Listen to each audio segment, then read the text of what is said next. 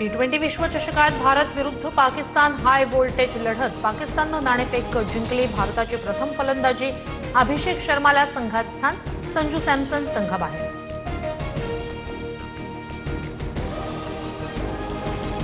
जबाबदारीनं केलेल्या वक्तव्याला भाजपकडून हिंदू मुस्लिम रंग देण्याचं काम। टिपू सुलतान बाबतच्या वक्तव्यावरील वादानंतर हर्षवर्धन सपकाळ यांचा पलटवार। तर महाराजांबद्दल विकृत वक्तव्य करणाऱ्या कोश्यारींचा पुतळा जाळणार का, सपकाळांचा सवाल। पुण्यात काँग्रेस भवनासमोर मोठा तणाव। सपकाळांच्या वक्तव्यानंतर भाजप आणि काँग्रेस कार्यकर्ते आमनेसामने। भाजपकडून दगडफेक केल्याचा आरोप, काँग्रेस कार्यकर्ता जखमी। आंदोलनावेळी भाजप आणि काँग्रेसच्या कार्यकर्त्यांकडून एकमेकांवर दगडफेक। जखमींमध्ये काँग्रेसचे 3, 2 भाजप कार्यकर्त्यांसह 2 पोलीस आणि 2 पत्रकारांचाही समावेश। दोन्ही बाजूच्या कार्यकर्त्यांविरोधात गुन्हा दाखल, पुणे पोलिसांची माहिती। काँग्रेसची उद्या 4 वाजता बैठक। भाजपच्या नेत्यांना अटक करा। पुण्याच्या महापौरांसह भाजप शहराध्यक्षांवर गुन्हा दाखल करा, अन्यथा मोठं आंदोलन करणार। काँग्रेस शहराध्यक्ष अरविंद शिंदेंचा इशारा। मराठा समन्वयक महेश डोंगरेंकडून सपकाळांच्या तोंडाला काळं फासणाऱ्याला 1 लाखाचं बक्षीस जाहीर। तर अहिल्यानगरमध्ये भाजपकडून सपकाळांची जीप छाटणाऱ्याला 10 लाखांची घोषणा। टिपू सुलतानला नायक मानणाऱ्या पाकिस्तानशी क्रिकेट कशाला खेळता? भारत पाकिस्तान सामन्याचे पैसे दहशतवादी हल्ल्यांसाठी वापरले जातात। भाजपनं सामन्याचा धिक्कार केला पाहिजे, संजय राऊतांचा फडणवीसांवर निशाणा।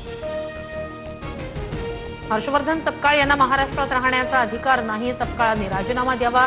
टिपू सुलतान प्रकरणावरून चंद्रशेखर बावनकुळे यांची टीका। गुजरातच्या जक्षय शहांकडून अलिबागमध्ये जमीन खरेदी। आणखी बोललो तर विधानसभा अध्यक्षांना राजीनामा द्यावा लागेल, राऊतांचा नार्वेकरांना इशारा। या प्रकरणाशी संबंध नाही, राजकीय भांडवल करण्याची संजय राऊतांची जुनी सवय। स्वतः पत्राचार घोटाळ्यात जेलमध्ये जाऊन आल्याचं राऊत विसरले का? आरोपांवर राहुल नार्वेकर यांचं उत्तर। मुंबई मनपातील विरोधी पक्षनेतेपदी किशोरी पेडणेकर यांच्या नावाची उद्या अधिकृत घोषणा। तर भाजपचे गटनेते गणेश खणकर यांचं सभागृह नेतेपदी नाव जाहीर होणार।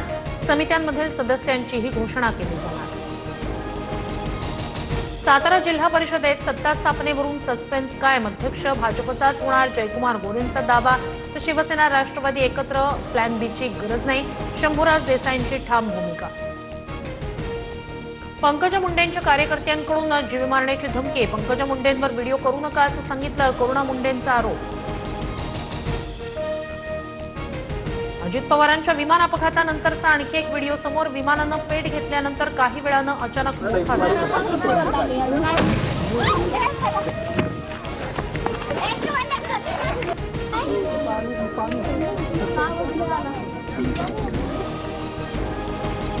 आमदार रोहित पवार यांचं केंद्रीय गृहमंत्री अमित शहा यांना पत्र। अजित पवारांच्या विमान अपघाताची व्यापक आणि स्वतंत्र चौकशी करा, पत्रातून मागणी।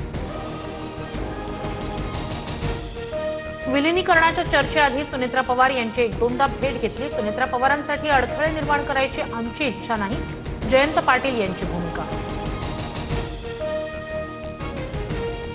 उद्धव ठाकरेंचे पुत्र तेजस ठाकरेंवर रिलायन्स रुग्णालयात उपचार सुरू। तेजस ठाकरेंवर बुधवारपासून रिलायन्स रुग्णालयात उपचार। सध्या तेजस ठाकरेंची प्रकृती स्थिर असल्याची माहिती।